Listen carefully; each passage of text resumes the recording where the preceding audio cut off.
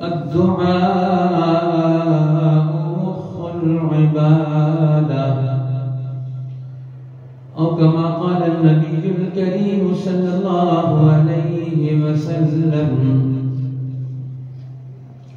وقال النبي الكريم صلى الله عليه وسلم: من فتح له باب الدعاء فتح له أبواب الرحمة، أو كما قال النبي الكريم صلى الله عليه وسلم. وقال ربنا الجليل: أمن يجيب المضطر إذا دعاه ويكشف السوء ويجعلكم خلفاء الأرض أإله مع الله قليلا ما تذكرون.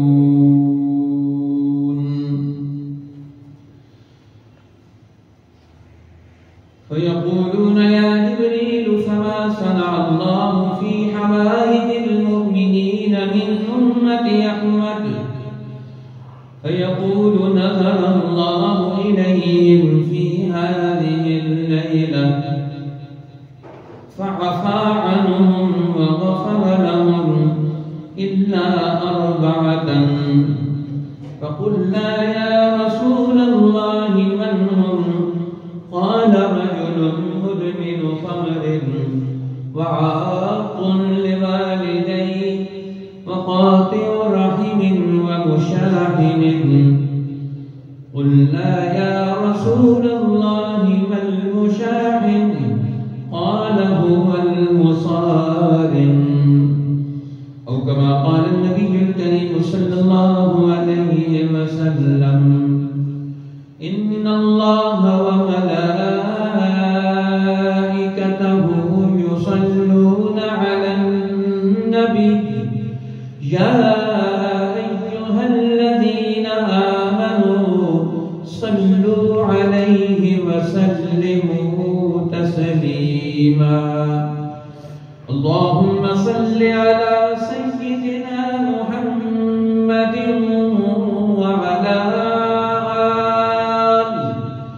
وعلى آله وأزواجه وأصحابه وأتباعه وبارك وسلم تسليما كثيرا كثيرا. محترم حاضرین، عزیز بزرگ اور بھائیوں، آج 25 رمضان المبارک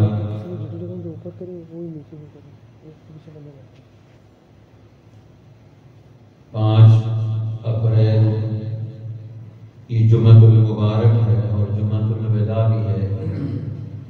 اس ماہ مبارک کا آخری جمعہ ہے۔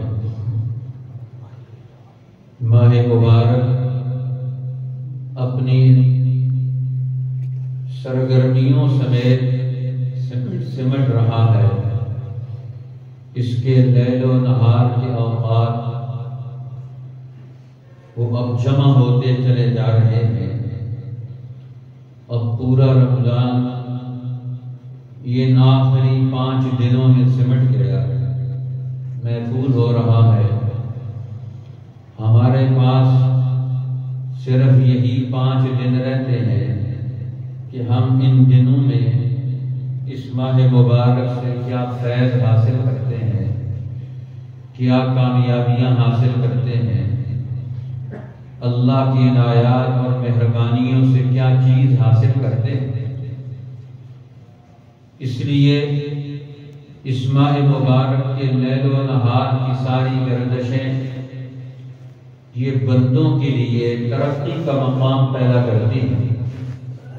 روزہ رکھوا کر، ذکر کرا کے، تلاوت قرآن کی سعادت سے بہرہ مند کر کے، صدقے خیرات کر کے، دلوں میں خیریں اور امنگیں اور جذبے پیدا کر کے اللہ تعالیٰ اس امت کے بندوں کو، انسانوں کو، مسلمانوں کو اور طالبین حق کو جو اس مہینے میں حق کی طرف متوجہ ہیں، جن کے دل کی بستیاں اللہ کے ذکر سے، یاد سے بھرپور اور آباد، اب ان لوگوں کا درجہ، ان کا مقام اس ماہ مبارک کی ساعات اور برکتوں سے وہ بلند ہوتا چلا جائے اور ان میں صفات پیدا ہو جائیں،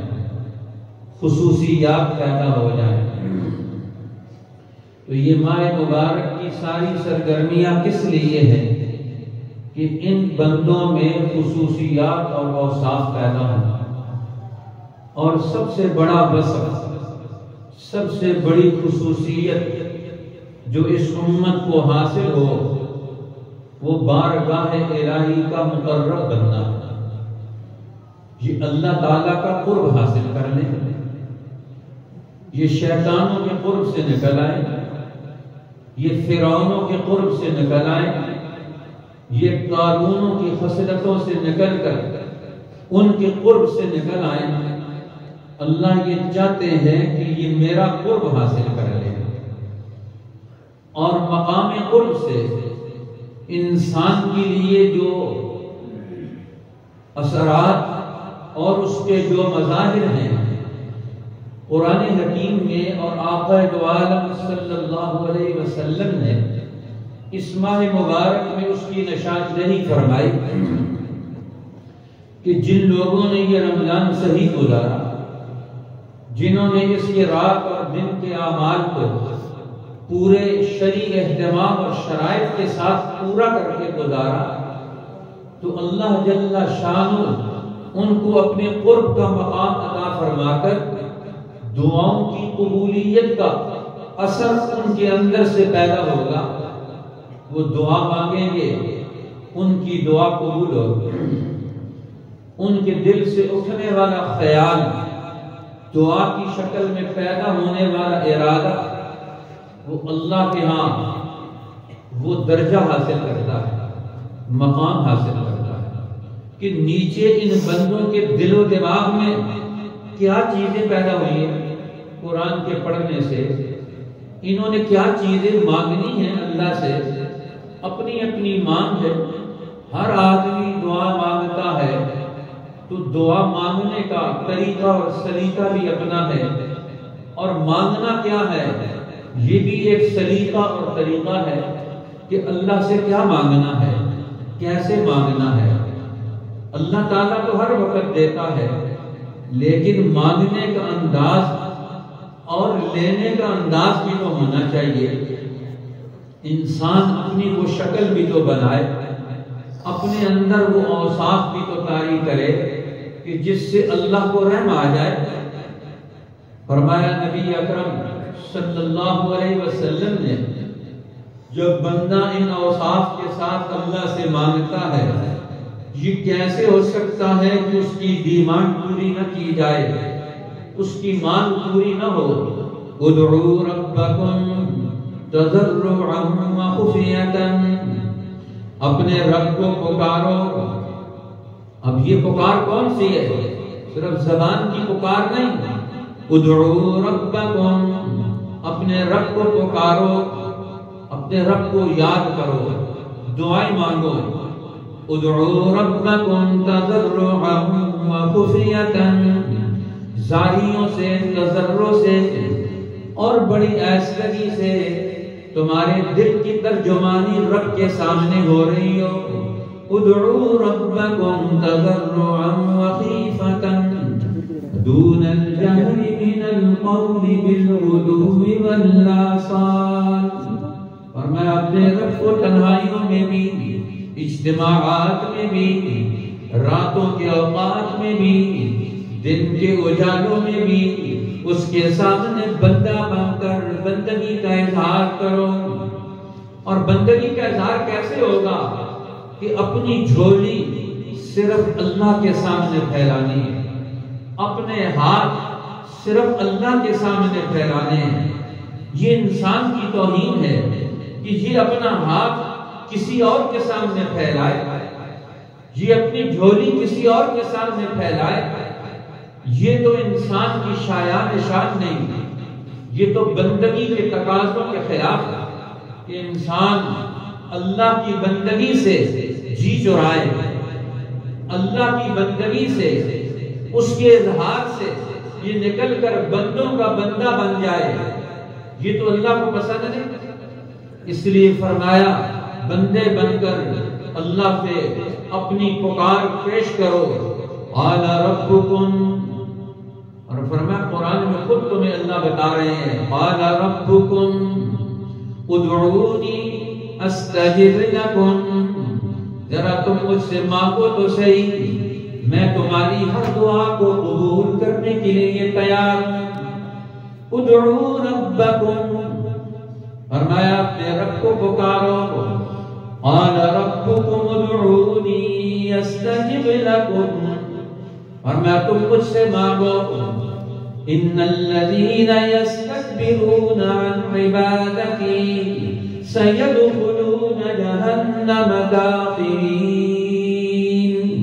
جو رب کی عبادت سے تکبر کرتے ہیں، اپنے آپ کو بڑا سمجھتے ہیں، فرمایا وہ ان کو متکبر جان کر ان کو جہنم کی آگ میں داخل کرے گا۔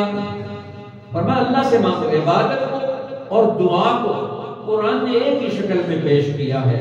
قال ربکم ادعونی استجب لکم، مجھ سے مانگو میں تمہاری دعا کو قبول کروں گا۔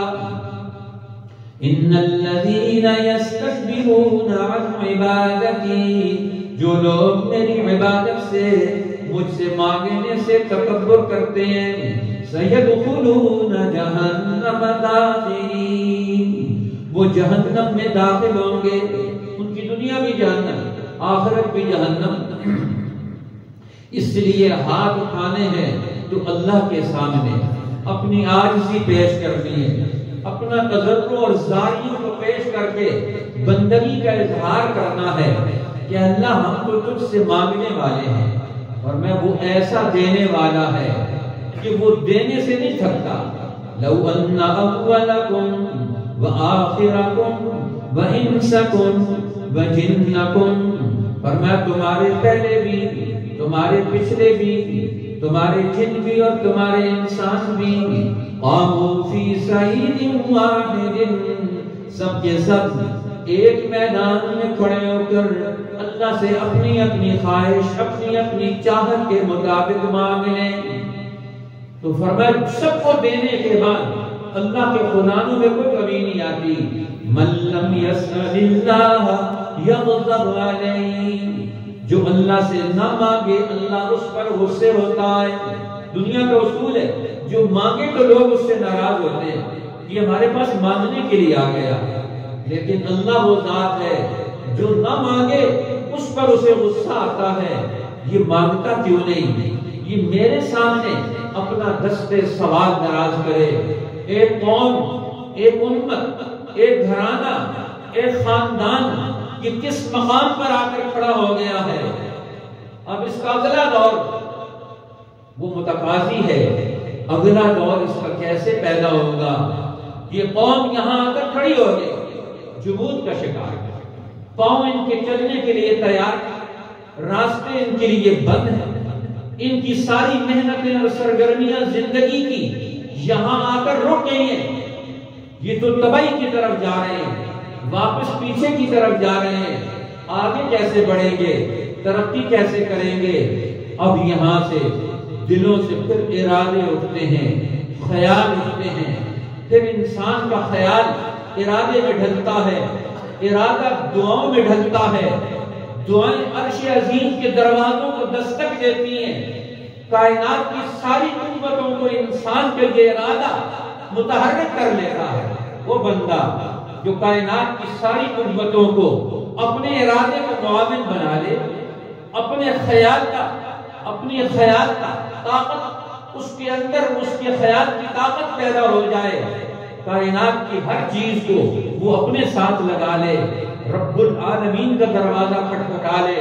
بنی اسرائیل پر کتنے مرحلے وہ آئے، اللہ کے نبی دعائیں مانگ رہے ہیں، ولی بھی دعائیں مانگ رہے ہیں، صدیق بھی دعائیں مانگ رہے ہیں کہ اللہ ہم تو عاجز ہو گئے، ہماری زندگی اس میں تو اتنے طاقتور، اتنے شیطان، اتنے نمرود، اتنے فرعون، اتنے بد کردار، اتنے حاوی ہو گئے، اب تو ہماری نیکی کو یہ کھا رہے، ہمارے اعمال کو تو یہ چلنے نہیں دیتے، ہماری نیکی کی قوت کا اثر تو دنیا میں یہ آنے نہیں دیتے، اب تو ہم تیری رحمت کے محتاج ہیں، اے اللہ ہم تو اب تیری رحمت کے محتاج ہیں۔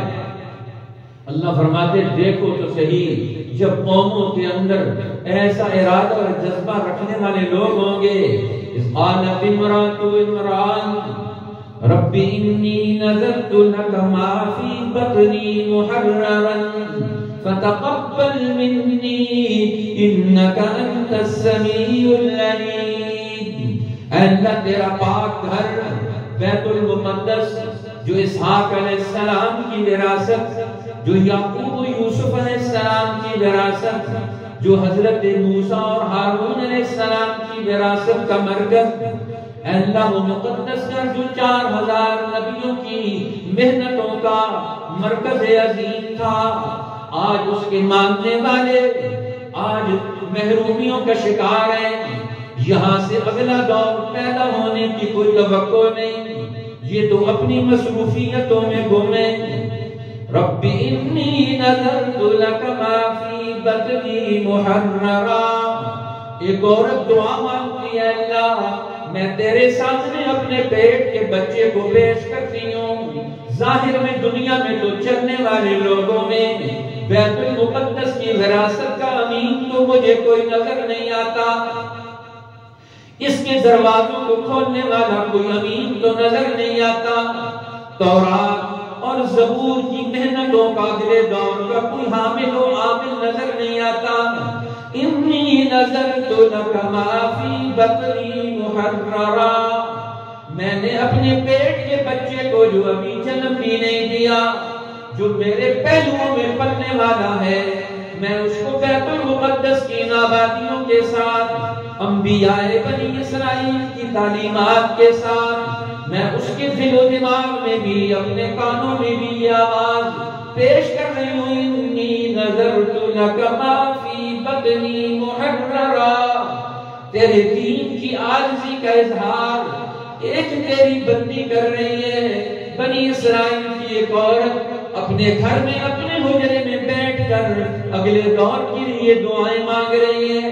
فتقبل منی، ارادہ کرنا تو میرا کام تھا، خیال بسانا تو اپنے دل و دماغ میں میرا کام تھا، اس ارادے کو زبان پہ لانا تو میرا کام تھا، میرے پیٹ کے بچے کو تو نے دنیا میں دنیا کی ایک قوموں کا رہنما بنانا، اس کو ہدایت و علم کا مرکز بنانا، انسانوں کی خیرات و ہدایات و برکات کا حامل بنا کر دنیا کے ظہور میں دنیا کے مجسم حصے میں لا کر پیدا کر کے سامنے لانا، یہ تو میرے بس میں نہیں۔ فتقبل منی، میری اس رائے کو، میری اس دعا کو قبولیت عطا فرما دے۔ فتقبل منی انک انت السمیع العلیم، میں قبولیت کی امیدوار ہوں، تو ہی پکاروں کو سننے والا ہے، تو ہی رازوں کو جاننے والا ہے، میرے دل میں میری قوم کا درد کیا ہے، میرے دل میں میری بگڑی ہوئی قوم کے حالات کا درد کتنا ہے، اس درد کو سننے والا دنیا میں نہیں، یہ تو اپنے مزوں میں مست ہیں، گناہوں میں مست ہیں، اجڑے ہوئے دیار ہیں، اخلاق ختم، اللہ کی عبادت ختم، دعائیں مانگنے والی زبانیں ختم۔ انک انت السمیع العلیم، تو ہی ہماری رائے کو سن کر اگلے دور کے امام بھیج دے۔ ایک عورت کی دعا قبول ہو جاتی ہے اللہ کے ہاں۔ اللہ نے مریم کو پیدا کر دیا، مریم کے بطن سے عیسیٰ کو پیدا کر دیا، یہ ویسے تو نہیں پیدا ہو گئے، یہ ماں کی دعا ہے، ایک عورت کی پکار ہے، آج ہمارے جذبے کیا ہیں، ہمارے ارادے کیا ہیں؟ ہم دسترخوان پر صرف پھل سجانا چاہتے ہیں، ہم صرف کپڑوں کی زیب و زینت کی جھنکار میں زندگی گزارنا چاہتے ہیں۔ مالدار لوگ اپنے مال کے برج کھڑے کرنا چاہتے ہیں، انہیں دنیا میں پسے ہوئے انسان، بگڑے ہوئے لوگ، بد اخلاقیوں میں مبتلا، گناہوں میں ڈوبی ہوئی انسانیت کو اس ظلمات اور تاریکیوں سے کیسے نکالا جائے گا؟ وہ کون سا عمل وجود میں آئے گا؟ جب اللہ کے بندے اس مقام پر پہنچتے ہیں تو دلوں سے آوازیں اٹھتی ہیں، عرش عظیم کو ہلا دینے والی دعائیں ملتی ہیں، اللہ کی حضور دعائیں ملتی ہیں، تو اللہ کی طرف سے جواب آیا، ہم نے تیری دعا قبول کر لی۔ فلما وضعتها قالت رب انی وضعتها انثى واللہ اعلم بما وضعت ولیس الذکر کالانثى۔ اللہ فرماتے ہیں ہم نے نام بھی رکھ کے بھیج دیا، تمہاری دعا بھی قبول ہو گئی۔ اب اگلا دور اس ایک ماں کی دعا سے بنی اسرائیل کو اگلا دور ملے گا۔ آقا عالم رحمت للعالمین صلی اللہ علیہ وسلم امت کے لیے دعائیں مانگ رہے ہیں۔ یہ دعا یہ پہلا عمل ہے کہ ہر انسان اپنے دل کے خیالات کو بنائے، اپنے دل کو عزائم کو بنائے۔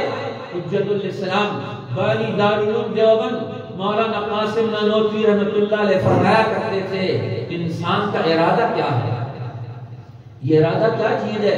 فرمایا یہ انسان کا ارادہ، یہ اس کے سارے خیالات اس کے دل و دماغ میں آتے ہیں، جب ان خیالات کو ایک نقطے پر لا کر ایک انسان جمع کر دیتا ہے، اندر کی ساری قوتیں ایک نقطے پر لا کے جمع کر دیتا ہے، اس کا خیال ارادے میں ڈھل جاتا ہے۔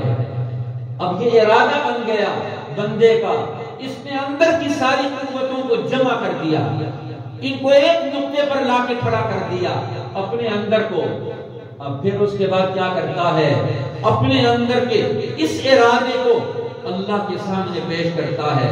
امام انقلاب مولانا عبید اللہ سندھی رحمت اللہ علیہ قرآن حکیم کی تفسیر سورہ فاتحہ میں اس دعا کے بارے میں بتاتے ہیں، یہ بڑی جامع دعا ہے جو اللہ نے ہر مسلمان کو سکھائی ہے، ہر نماز میں اس دعا کے مانگنے کی تلقین کی ہے۔ دعا تو مانگتے ہیں لیکن دعا کو سمجھتے نہیں۔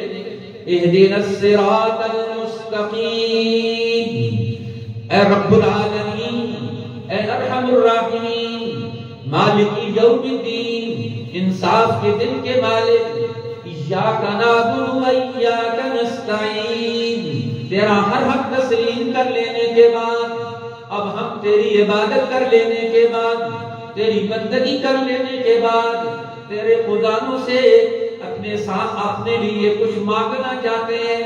اہدنا الصراط المستقیم، ہمیں سیدھے راستے کی ہدایت دے دے۔ یہ دعا ہے ہر مسلمان کی نماز کے اندر، مجھے ہدایت مل جائے، رہنمائی مل جائے، گمراہی سے بچ جاؤں، مجھے کوئی شیطان استعمال نہ کر سکے۔ ہدایت کس چیز کا نام ہے؟ اے اللہ میں تیرا کام کرنے والا بن جاؤں، میں تیرا بندہ بن جاؤں، میں تیرے نبی کا امتی بن جاؤں، میں تیرے قرآن کا قاری بن جاؤں، میں تیرے قرآن کا حامل بن جاؤں، میں تیرے حکموں کا پرستار فرما بردار بن جاؤں۔ مجھے ہدایت دے دے اپنی طرف آنے والے راستے کی، اور ہر راستے سے میں بچ جاؤں تو مجھے ہدایت مل جائے اس چیز کی۔ تو فرمایا ادھر سے بندہ ارادہ کرتا ہے، اب یہ ارادہ یہ اوپر اٹھنا شروع ہوتا ہے، یہ اللہ کا دروازہ کھٹکھٹاتا ہے، اوپر سے توفیق الہی اس کے لیے آتی ہے، اللہ کی توفیق، نیچے سے بندے کا ارادہ اوپر جا رہا ہے، اوپر سے توفیق الہی آ رہی ہے۔ جہاں ارادہ عبد، بندے کا ارادہ اور اللہ کی توفیق جہاں مل جاتے ہیں، اس مل جانے کا نام شریعت کی اصطلاح میں دعا ہے۔ دعا کس چیز کا نام ہے؟ بندے کا ارادہ اور اللہ کی توفیق جہاں ایک ہو جائیں، جہاں اکٹھی ہو جائیں، جہاں جمع ہو جائے، اسی کا نام تو دعا ہے۔ ہم نے کیا دعا مانگی ہے؟ حضور نے فرمایا علیک بالدعاء، اللہ سے مانگنا اپنی عادت میں ڈال لو، اپنی زندگی کا حصہ بنا لو۔ علیک بالدعاء، ہر وقت اللہ سے مانگو، اللہ کے سامنے اپنا دستے سوال دراز کرو، اپنی جھولی پھیلاؤ۔ اسی لیے فرمایا رمضان میں اللہ سب سے زیادہ بندوں کے قریب آ جاتا ہے۔ ہر رات میں اللہ کا منادی اعلان کرتا ہے هل من تائب فاتوب الیہ، ہے کوئی مجھ سے توبہ کی درخواست کرنے والا، میں اس کی توبہ قبول کر کے اس کی زندگیوں سے گناہوں کو نکال دوں۔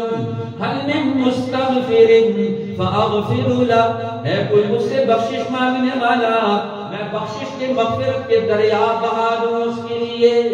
هل من مبتلا فاعافی، ہے کوئی مجھ سے مصیبتوں میں مبتلا انسان اپنی مصیبتوں سے چھٹکارا پانا چاہے، میں اسے عافیت کا راستہ دے دوں۔ هل من مستغفر، ہے کوئی تم میں سے کسی اور چیز کا طالب، میں اسے وہ ہر نعمت عطا کر دوں۔ الا قضا الا قضا، ہر رات کو اعلان ہوتا ہے اللہ کا منادی، غروب آفتاب سے لے کر طلوع فجر تک اعلان کرتا رہتا ہے۔ اللہ انتظار میں ہے، سارے رمضان میں بندوں کا انتظار کرتے ہیں، کب میرا بندہ میرے سامنے ہاتھ پھیلائے گا، کب میرا بندہ جھولی پھیلائے گا، کب میرے سامنے اپنی عرضداشت پیش کرے گا۔ لیکن بندے کے پاس وقت ہی نہیں۔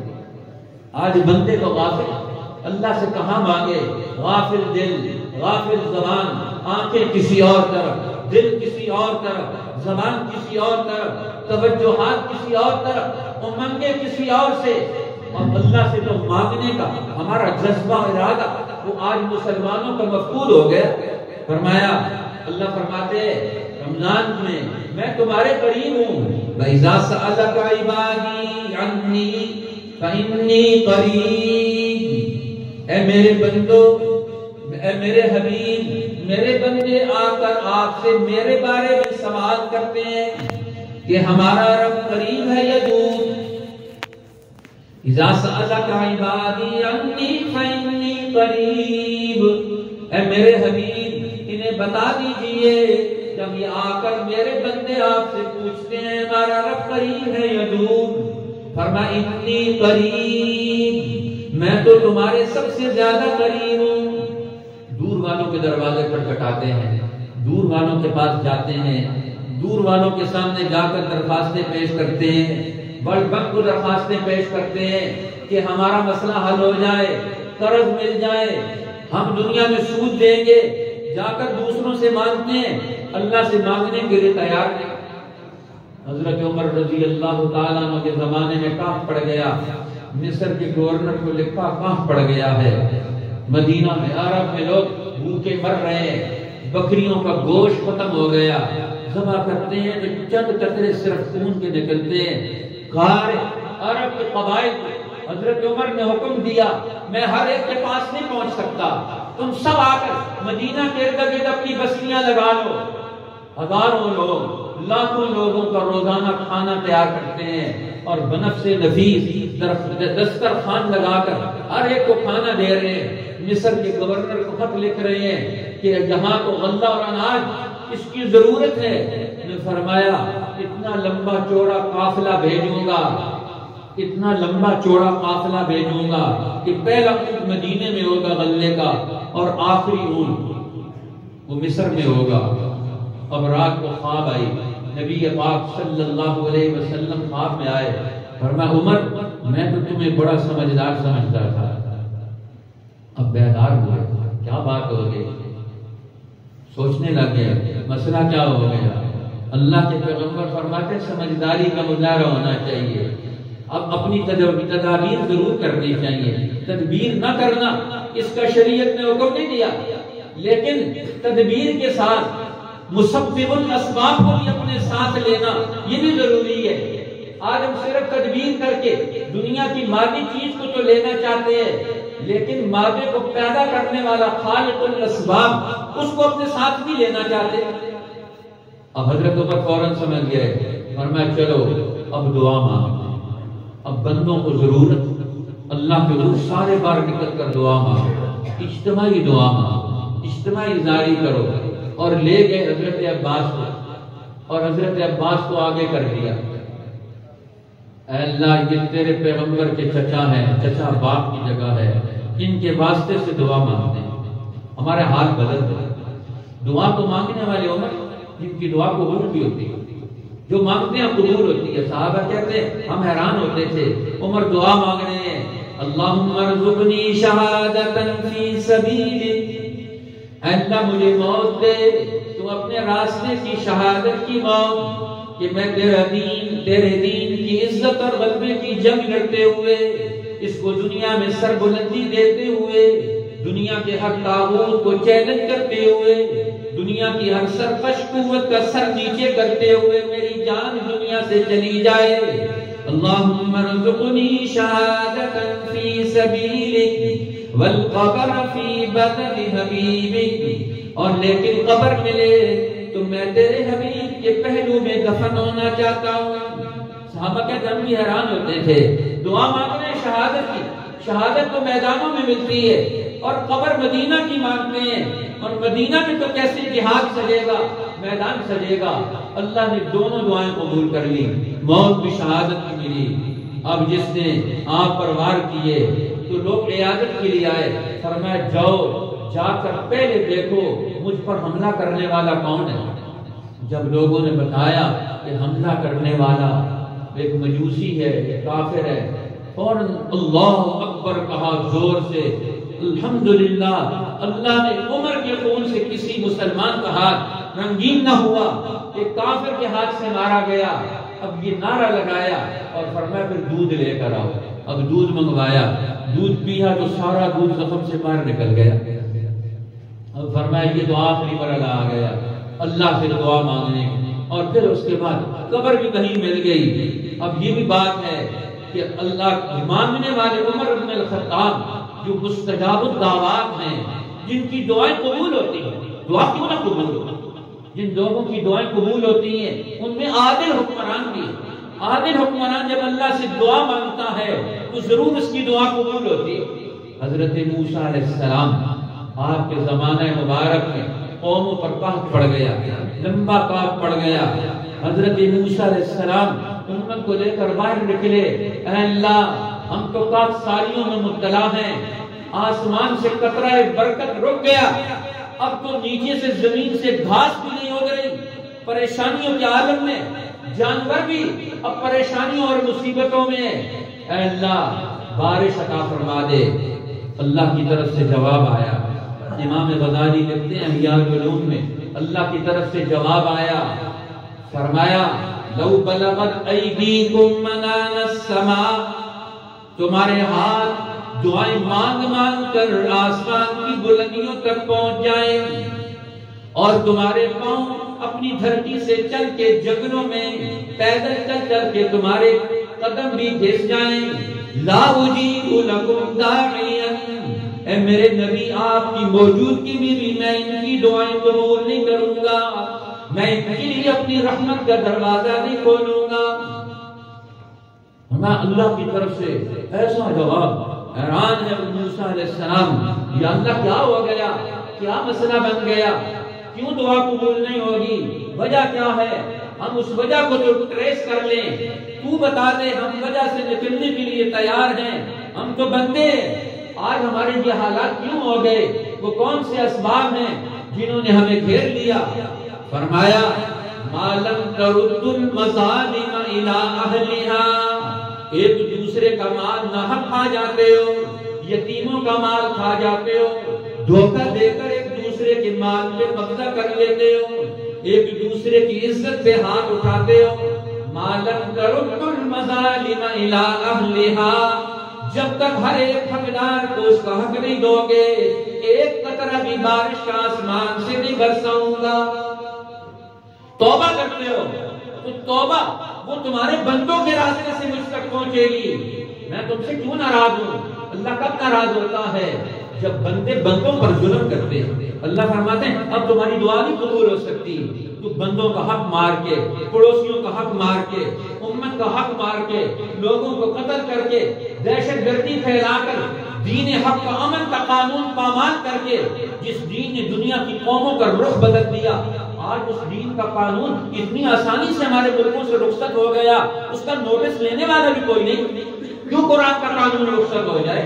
95% مسلمانوں اور قرآن کا نظام دین عدل کا نظام، اسلام کے امن کا نظام یہاں سے رخصت ہو جائے، جس سے کل دنیا انسانیت کی ترقی وابستہ ہے، تو اللہ کیسے دعا قبول کرے گا؟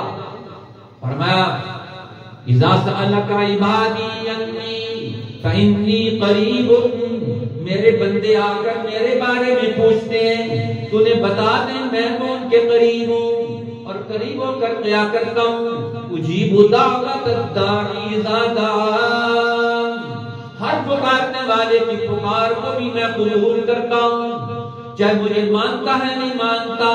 ایک مظلوم بھی جب مجھ سے پکارے گا تو مظلوم کی دعا کو بھی میں قبول کروں گا، لو کان کافرا، اگر کہ مظلوم کافر ہی کیوں نہ ہو۔ فرمایا لترفع دعوت المظلوم، مظلوم کی دعا کو آسمانوں کی بلندیوں پر پہنچا دیا جاتا ہے، یہ آسمان کی فضاؤں کو چیرتی ہوئی اور بادلوں کو چیرتی ہوئی عرش عظیم تک پہنچ جاتی ہیں۔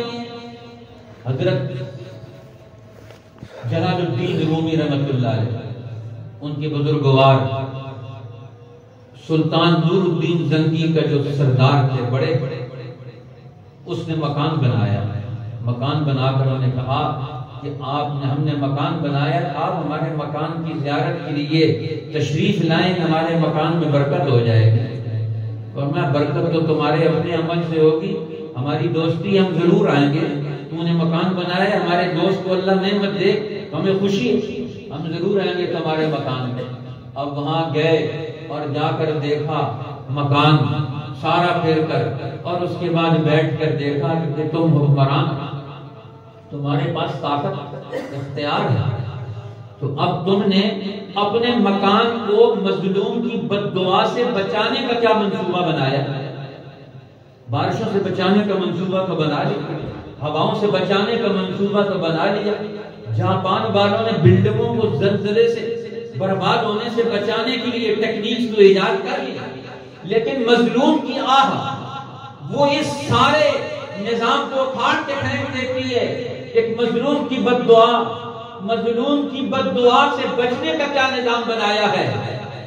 دلوں کو ہلا دینے والی بات کرتے ہیں، اجیب دعوت الداعی اذا دعانی فلیستجیبوا لی، فرمایا میں بھی ہر پکارنے والے کی پکار کو قبول کرتا ہوں، رات کو پکارے، دن کے اجالوں میں پکارے۔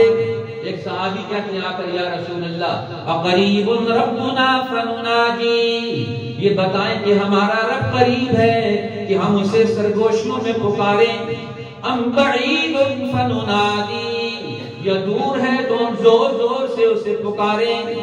کہاں ہے ہمارا رب؟ فرمایا انی قریب، میں تو تمہارے قریب ہوں، نحن اقرب الیہ من حبل الورید، میں تو کیا میرا بھیجا ہوا فرشتہ بھی جو جان لے کر روح لے کر آتا ہے وہ بھی تمہاری رگے حیات سے زیادہ قریب ہے۔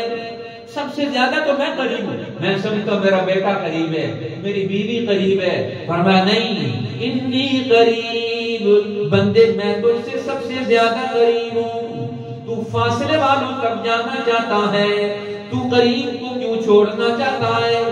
اجیب دعوت الداعی اذا دعان، ہر پکارنے والے کی پکار کو تو میں قبول کرتا ہوں، ہر پکارنے والے کی پکار کو تو میں سنتا ہوں۔ حضور نے فرمایا، ایک صحابی کہنے لگے، ان کا وہ مسئلہ پیش آ گیا، اس پر فلاں حکم نافذ ہوگا، وہ کہنے لگے اللہ کی قسم نہیں ہوگا، اور خدا کی شان تھوڑی دیر بعد گئی آگے۔ حضور نے فرمایا الحمدللہ، سب تعریفیں اس اللہ کے لیے جس نے میری امت میں ایسے لوگ پیدا کر دیے جو قسم اٹھا لیں اللہ ان کی قسم پوری کر دیتا ہے۔ لو اقسم علی اللہ لابرہ، اگر اللہ پر قسم اٹھا لے اللہ بھی اس کی قسم پوری کر دیتا ہے۔ فرمایا اذا دعان، جب بھی مجھے پکاریں گے میں ہر ایک کی پکار کو سنتا ہوں، ہر ایک کے دل سے اٹھنے والے خیال کو بھی جانتا ہوں، اور جان کر کیا کرتا ہوں؟ جواب دیتا ہوں۔ یہ نہیں کہ صدا بصحرا ثابت ہوتی ہے، اللہ سے مانگی ہوئی دعا فَلْيَسْتَجِيبُوا لِي، اب بندوں کا بھی حق بنتا ہے کہ میری بات مان لیں، میں تو ہر وقت تمہاری بات ماننے کے لیے تیار ہوں۔ تمہاری دعائیں سننے کے لیے تیار ہوں، تمہاری مشکلات سے تمہیں نکالنے کے لیے تیار ہوں۔ فَلْيَسْتَجِيبُوا لِي، اب میرا حکم بھی تمہارے پاس پہنچا ہے، میرا نبی بھی تمہارے پاس پہنچا ہے، میری کتاب بھی تمہارے پاس پہنچی ہے۔ فَلْيَسْتَجِيبُوا لِي، اس پر لبیک کہنے والے کون ہیں؟ اس کو سینے سے لگانے والے کون ہیں؟ اس کو پڑھنے والے کون ہیں؟ اس کو آنکھوں کا سرور بنانے والے کون ہیں؟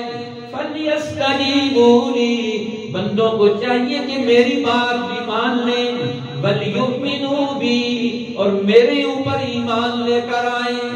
یہ کس کو مانتے ہیں؟ یہ کس کے ساتھ جڑے ہوئے ہیں؟ ان کی دلی محبتیں، عظمت کے سلام یہ کسے پیش کرتے ہیں؟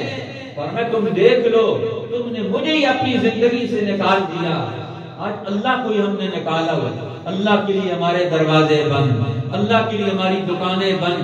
اس لیے تو لوگوں نے کہا تھا اللہ کے نام کی پگڑیاں اور پیروں کے نام کے بکرے، یہ اللہ کے نام پر کوئی مانگتا ہے تو اس کو 1 ٹکا دیتے۔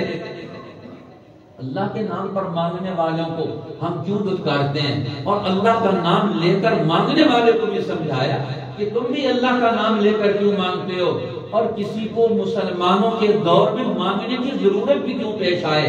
حضرت عمر بن الخطاب رضی اللہ تعالی عنہ فرمایا کرتے تھے کہ اللہ نے ہمیں کیوں خلافت دی، کیوں حکمران بنایا؟ اس لیے بنایا لِتَرُدَّ عَنِّي دَعْوَةَ الْمَظْلُومِ، اس مظلوم کو اللہ کے دربار میں آخری عدالت میں اپنی اپلیکیشن، اپنی درخواست بھی نہ پیش کرنی پڑے۔ فرمایا موسیٰ علیہ السلام کے صحیفوں میں قرآن کہتا ہے، تمہیں پتہ ہے صحف ابراہیم میں، صحف موسیٰ میں کیا لکھا ہوا ہے؟ انہوں نے پوچھا یا رسول اللہ ہمیں تو نہیں پتا۔ حضرت ابو ذر نے سوال کیا تو فرمایا رسول اللہ نے آؤ میں تمہیں بتاتا ہوں کہ حضرت موسیٰ علیہ السلام کے صحیفوں میں کیا لکھا ہوا تھا۔ موسیٰ علیہ السلام کے صحیفوں میں اللہ نے یہ بات بیان کی تھی، ایھا الملک المسلط المغلوب لم ابعثك لتجمع الدنيا بعضها على بعض ولكن بعثتك لترد عني دعوة المظلوم۔ اے دنیا میں مسلط ہونے والے حاکم، انسانوں کی گردنوں پر سوار ہونے والے حکمرانوں، ان کے اختیارات کو اپنے کنٹرول میں کرنے والے بڑے بڑے مدبروں، ایھا الملک المسلط المبتلى المغلوب، دولت کے نشے میں کمزوروں کے حقوق پامال کرتے چلے جا رہے ہو، فوجوں کے نشے میں لوگوں کی عزتوں کو پامال کرتے چلے جا رہے ہو، قانون کی طاقت کے نشے میں ہر ایک کا مال و دولت ظلماً ناحق چھینتے چلے جا رہے ہو، ہر ایک کو اس کے حق سے محروم کرتے چلے جا رہے ہو۔ لم ابعثك لتجمع الدنيا بعضها على بعض، دنیا میں اس لیے تو تمہیں طاقت نہیں دی تھی، تمہیں آنکھیں قوت نہیں دی تھی، تمہیں چلنے کی سکت اور طاقت نہیں دی تھی کہ مال جمع کر کے خزانے بنا کر تم کام کرو گے۔